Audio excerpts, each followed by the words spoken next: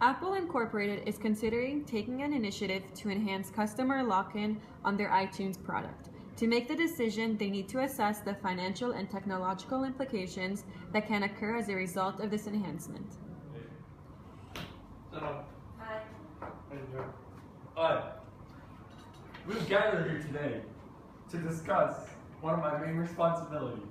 As CEO of Apple, it is my responsibility to ensure that all departments in iTunes are bringing in sufficient revenues. In 2003, when we launched iTunes, we had amazing customer usage and record-breaking statistics. It has recently came to my attention that iTunes has been suffering. We've had a decline in customers and customer loyalty.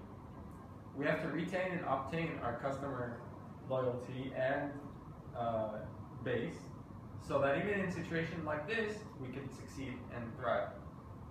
I've already taken the initiative and have had our CEO, Peter, gather some financial figures that show us how this trend is exponentially getting worse. In our first week of launching iTunes, we reached our first milestone, selling 1 million songs. We have increased our iPod sales and received 110,000 new orders for third-generation iPods in the same week. We became the largest music company known to mankind in 1 week. However, my analysis of the financial figures show that since the launch of the iTunes Music Store, there has been a $40 billion decline in music sales. In fact, when adjusted to inflation, revenues have decreased by 50%. This shows us that customers are using other alternatives to manage their media files and are preferring to leave iTunes. We have to find the source of this problem and fix it. Well, this problem can be tied to the growing industry of illegal downloading. Since iTunes launched, P2P networks have been growing, thus creating a value of illegally downloaded media. In 2010, an iPod contained an average of $800 worth of pirated music, and in 2010, we had around 275 million iPods sold. We're losing major amounts of revenues and only on music downloads. So unfortunately, online piracy is out of our control, but we can always work on possibly minimizing this issue. We can always better use our competitive advantage of collaborated media to minimize illegal downloading.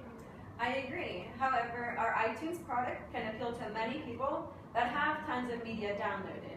By having each and every customer's personal media library stored and organized in one location, we are giving them a worry-free media storage center, hence iTunes. Let's say that one of our customers' computer crashes. With the use of iTunes, he or she can easily access her media files through a different computer just by logging on to iTunes. This will create an increase in music, movies, and other media purchases that will allow the customer to obtain a worry-free feeling, knowing that the media library can be accessed virtually on every computer. The fact that iTunes organizes all the media in one location is a major benefit and an incentive to our customers, allowing them to have easy access and to transfer media. So increasing music purchases could work if we lower prices of albums and individual tracks. My team, Philip and I, can incorporate more popular artists to advertise iTunes and their music as well. I agree, but this would only work if those new artists will provide us to copyright for their tracks and allow us to sell them for cheaper. This way our music will sell and the revenue will increase. So what we can do is we can collaborate with reality music shows to promote contestants and not only celebrity music.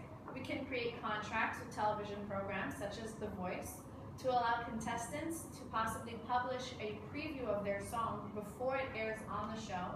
And then once the show has aired, the option of downloading these songs so that they can count as a vote for the candidate. Let's try to make iTunes unique by giving a chance for new artists to break through into the industry. iTunes Radio can play new artists for free and can allow listeners to purchase their favorite singles. This will help iTunes promote the new artists and increase revenues since customers will hear the song on iTunes Radio and will only be able to add it to their music collection through the use of iTunes Store. With new artists, we can make an agreement that instead of splitting revenues at a 70 to 30 ratio, we can do 80 to 20, which will allow us to make more revenues from purchases. Now, Peter, you're assuming that people will buy music from the iTunes radio feature. What if people do not buy music from the iTunes radio feature? Similar music streaming services, such as Pandora, only bring in $3 million worth of downloads per month with around 70 million users. Yes, this might be true for Pandora with 70 million users, but iTunes has 200 million accounts, a growth from 160 million last year. I am sure we can do better than generating what Pandora and our other competitors are. We can also generate money by installing a yearly membership fee for using the iTunes radio feature. This will allow us to keep customers for at least a year, while they acquire a liking for this feature in addition to bringing in revenues. This is a brilliant idea. However, I believe that we should first consider what we already have in our hands, and then develop new initiatives. Any suggestions? Yeah, of course. Steve, right now currently all our devices have one option to get media onto them, which is through iTunes Sync. However, there are no other services that can sync an iPod or an iPhone to a computer. Sorry, but I don't agree with taking this road. May you suggest why? Yeah, gladly. If we do leave our customer with no option other than iTunes to manage their media and they do not really enjoy using the iTunes interface, then that will prevent them from purchasing our product in the first place, thus further decreasing our revenue. I can take it from here. By simplifying the interface and making it more user-friendly, more users will enjoy using our product. We can also update it more often by adding new features and a wider array of music. Can you think of any other media management interface that allow you to share your media over the same Wi-Fi network with up to 5 different users? iTunes has this feature with home sharing, making it easier to use and thus adding more users. This will help iTunes increase its customer base and simultaneously increase sales and revenue, restoring it to full potential as before. Guys, these are some great ideas. I think that between creating the word-free media storage sensor, allowing new artists to enter the industry, and simplifying our interface, we can bring iTunes back to what it was before, increasing revenues and ensuring long-term customer loyalty and dedication. Good work. All right, Good work. let's get on it.